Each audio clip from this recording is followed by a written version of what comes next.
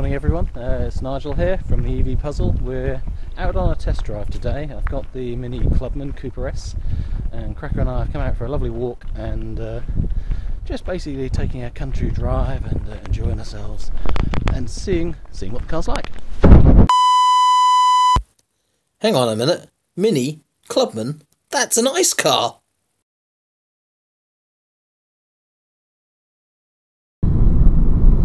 Okay, so we've just picked this up. This is a Mini Cooper S Clubman. And why on earth are we driving one of these brand new Clubmans? Basically, it's a madness check. Susan's very keen on Mini and Mini Clubman, and I can sort of see the appeal.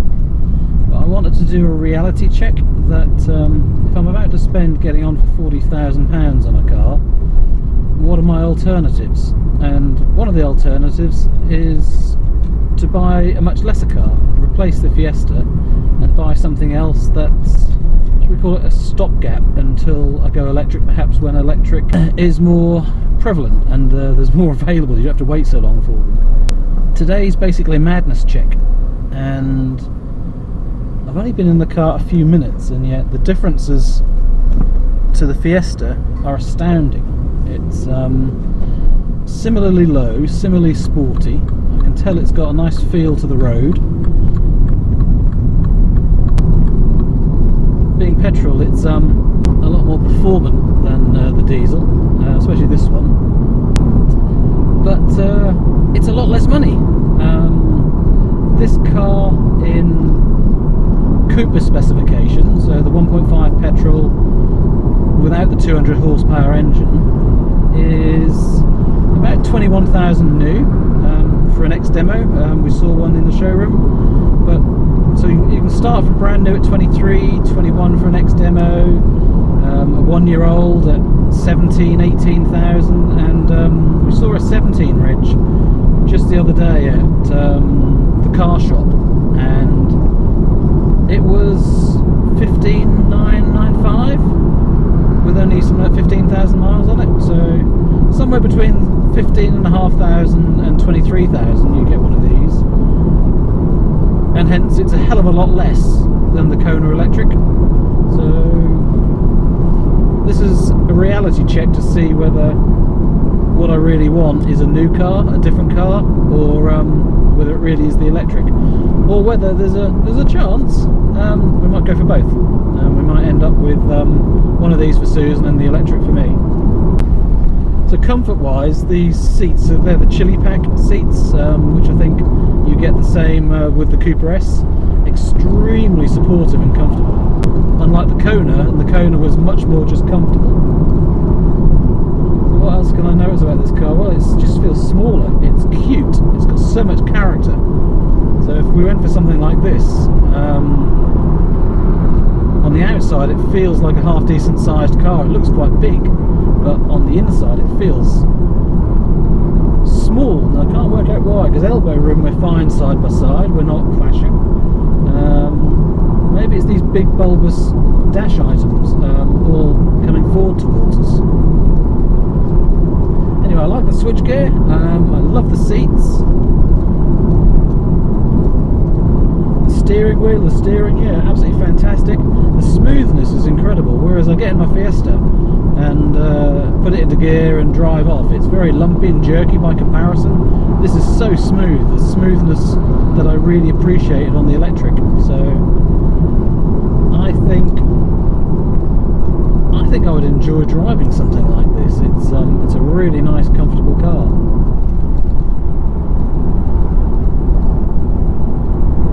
Although looking at the miles per gallon since it left the showroom, it's currently showing 19.3 miles to the gallon on average.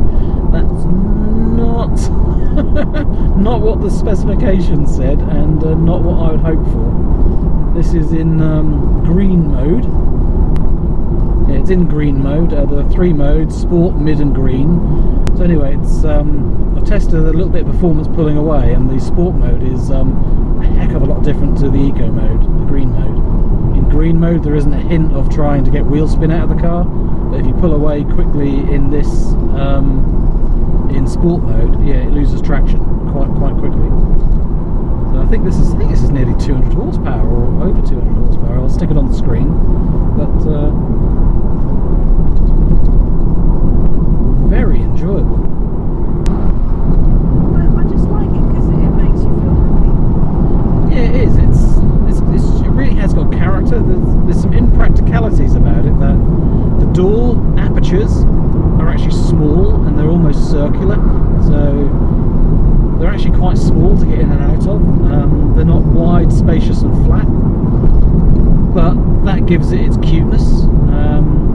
I think the window sills are quite low. They haven't incorporated the top of the door frame into the bodywork of the car. I'm pleasantly surprised. It is a really accomplished drive. It fits it straight away. The wing mirrors are excellent. They're lovely shape and size and very clear. They are excellent. Maybe that compensates for the rear. Yeah, they are the best wing mirrors I've seen for visibility. Door handles really weird, just getting it inside and out. Normally you're used to the door handles being a horizontal handle, where these are vertical, so you have to use almost a monkey grip in reverse. It's keeping in line with all these. yeah, I mean I don't know if you can see that where I am, but here you'd normally lift your lever and flick it, but here you've really got to Flicky should be on the other twist your side. hand. Flicky should be on the Yeah, other so side. they're a little bit awkward in their design, quirky, It's getting used to. but yeah, but very comfortable. We're in 6th gear there. It just needed to squirt past something else, and it's in green mode, but it still did the job. So It's got 6 gears. yeah, it has got 6 gears. Yeah. So what we're doing 2,000 revs at 60 miles an hour.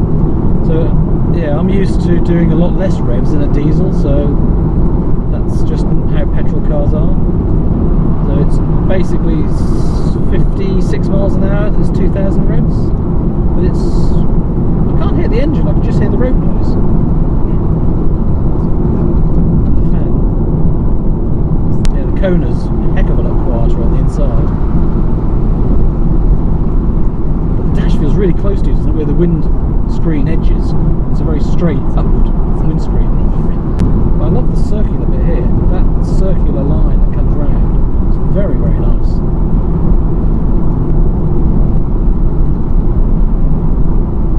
So there you go. We've got a decision to make on. I've got the order in for the Kona. I've paid a deposit with the dealer, but without doubt I'll be getting that back because I can't order through the dealer. I can only order online in 4 weeks' time. So we've got this car for 2 days to prove to myself that I really do want the electric car. Because if I'm in a really strange situation. The Fiesta only cost me £13,500, and I thought that was expensive at the time. So that was really a cheap small car. So if I'm now considering throwing out £34,000 for the Kona in premium SE spec, so for £34,000 we could have one of these and comfortably 10,000 in the bank, if not 15,000 in the bank if we got an ex-demonstrator or pre-registered model.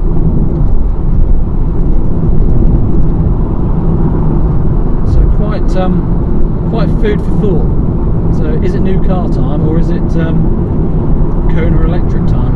Am I really mad, or is Susan mad wanting one of these? Gearbox is really crisp and solid. You really have to give it a good whack. You're not just flicking it and it just gets there on its own. Especially reverse, you really have to, I wouldn't say manhandle it, but it's nice and chunky and clunky. So got a firm feel to it, which I like. It's nice. So we've just driven 10 miles and we've got the miles per gallon up from 19 to 28 miles to the gallon. So this would be very interesting over the next 2 days to see what miles per gallon we actually get from this. It's a 2-litre petrol. Apparently in green mode it switches off one of the cylinders at times. So proper green technology. I think on the spec sheets it was saying between 30 and 50 miles to the gallon is what you can expect from the car. And obviously that's in the lie out of your arse specifications, which the dealer almost admitted to us, saying that in the next couple of months they're all going to be telling you exactly what you really can get. Comfort wise, even though this is lower to the ground and on big wheels, this is very, very similar to the Kona, comfort wise. Steering's very light, it's lovely. So as I was trying to explain in the test drives that I did before, I test drove the Nissan Leaf and I was saying that the steering was way too precise. You go over a bump and just a small bump causes the steering wheel to move, in which case the actual steering moved as, you know, the car moved. Whereas the Ioniq was completely the opposite. There was so much lag in the steering, you could go over a chasm and the steering wouldn't move. There was a good delay between you turning the steering wheel and the car moving very much. I would say this Mini is weighted perfectly. It feels precise, but it's not sharp. As you turn the steering wheel a fraction, the car's not moving a large amount. This is smooth and accurate and lovely. So yeah, best steering of the cars we've driven so far. So if this is where part of the quandary comes with buying the electric car or not buying the electric car. If I forget what's electric, what's diesel, what's petrol, and just said what's the nicest car, this is the nicest car we've driven. This is a nicer car to drive than the i3, the Kona, the Zoe, the Leaf. This actually feels a nicer drive. So it's only that it's the electric technology and the cost of running it that's appealing to me, that makes me want the Kona, not this.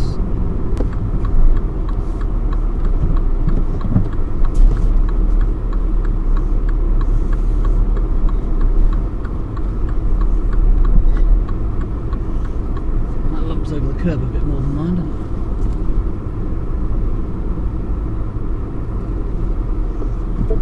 So I can't park as close to the fence.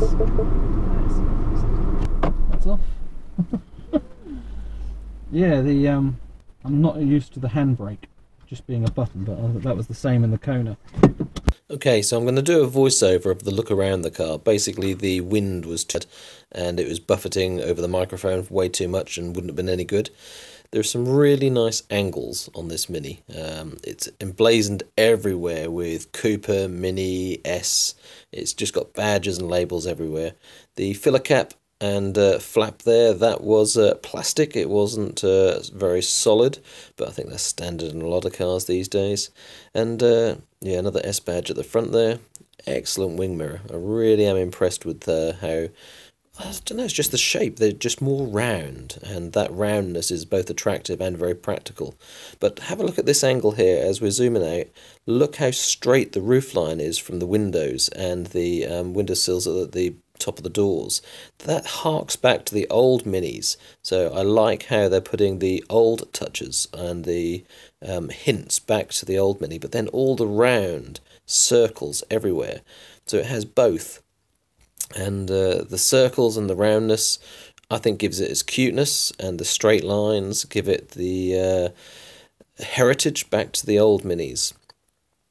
The doors, yeah, they've got a really nice clunk to them, so nice and solid. The car didn't feel light and plasticky, it felt quite solid and heavy.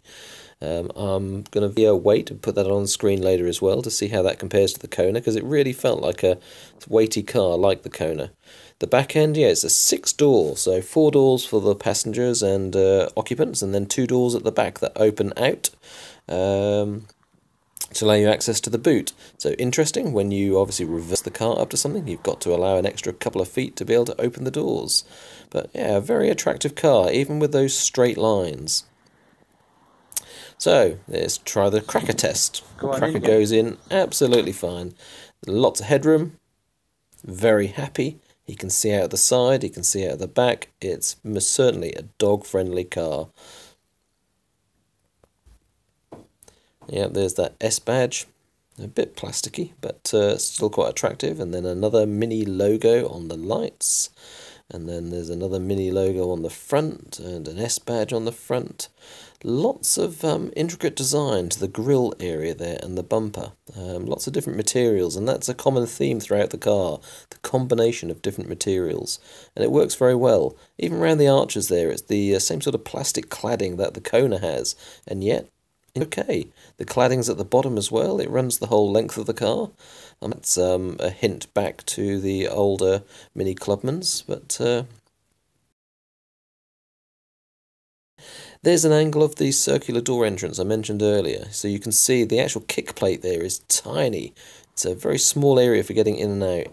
But you can see the combination of materials, piano black, grille, chrome, a bit of leather on the seats, and then a denim-like material. This was a lovely combination. I think there's quite a few cloth and leather combinations you can have.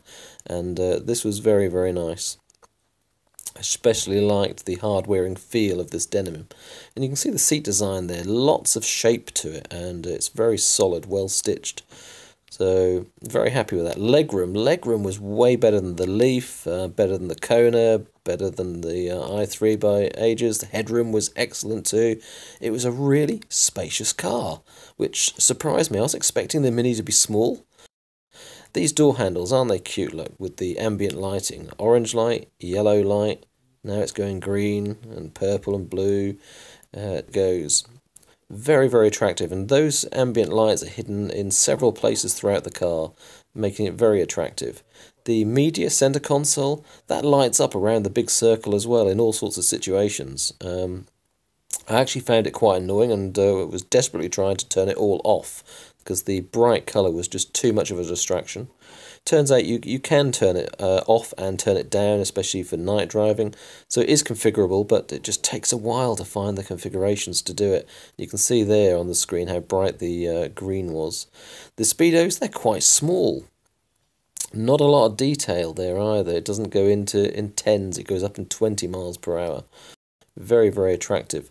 And whereas in the Kona and the Leaf that would be hard plastic above the piano black finish there, that was actually very soft. This is a very luxurious car, with everything being very soft to the touch, very tactile. The thickness of the doorways, the actual body shell is extremely thick. So as you're getting in and out of the car, you do have to put your legs well across the threshold. And I found I often clipped my feet trying to get in and out of the car. So here's the parking button and the main media center control. Very easy to use, dropping your hand back and just using that dial button. 6-speed gearbox, and they're the air conditioning controls. Yep, and that's the media entertainment center, but it's not covering the entire circular size there. It's an oblong shape within, so although it's big and round, it's only a small infotainment screen that's actually in there. But look at this dash shape and the curve. I found that oval sort of shape to the dash and how circular it was extremely attractive. Everywhere you look, there's circles and curves, and it's like the car's hugging you. It really is attractive. And it definitely has character. And I found it so strange that on the outside there's those stark straight lines. Wireless charger in the center console, and then underneath the wireless charger there's a hidden storage compartment. So that's a nice little feature. The seats, yeah, very sporty and very supportive. I really did like them. And there's me trying to get my feet out of the back seats and trying to show you that there's a big lip there and not a lot of space. But you know, back seats in most cars offer some issue about getting in and out, so it's not the end of the world. Lovely feature at the back here, as well as using the door handles to actually get into the boot. You can kick underneath the car quite quickly, and it detects that movement of your foot, and it opens the doors automatically, one at a time. So handy if your arms are full. Lovely, lovely feature. And there are storage pockets in all the doors, all the sides, under the seats, round the seats, storage pockets everywhere. It's really good. So there you go, there you have it. It's an absolute dilemma, isn't it, that the Kona Electric is so expensive and there are so many cars you could choose from, like this Mini Clubman, that give you a lovely sense of ownership, lovely to drive, they're spacious, got all the features. The only thing they don't do is they don't use electricity as fuel. So, where do I conclude this then? What I conclude is, don't be sucked into the electric theme unless that's what you really want, because it's too easy to get carried away thinking that you have to have electric and you have no other options. That's not the reality. I mean, you can even buy a diesel now, and yes, resale values will be cheaper in the future, but the money you save buying, say, a second-hand diesel will offset anyway against any depreciation losses you might suffer. So there's always an option, and I think that's what this test drive has proven, that there are some very interesting options out there that would cost a lot less money. This Cooper Clubman, there's one there in the showroom for £259 a month on PCP finance at 2.5%. That's exceptionally good. It makes it very affordable for a lot of people. That's why people are buying expensive cars, isn't it? One of the reasons why so many cars are being purchased, and they are for extremely high costs, is because you can get them on finance. And it's not about them costing £50,000, £60,000 or even £100,000. It's about how many hundreds or thousands a month do you have to pay. I'm not going to be able to reach a conclusion on this video, so I'll leave it there. I'll be thinking about the differences between this car, as an example, and the petrol Kona and the electric Kona for the next 4 weeks while I wait for the order books to open.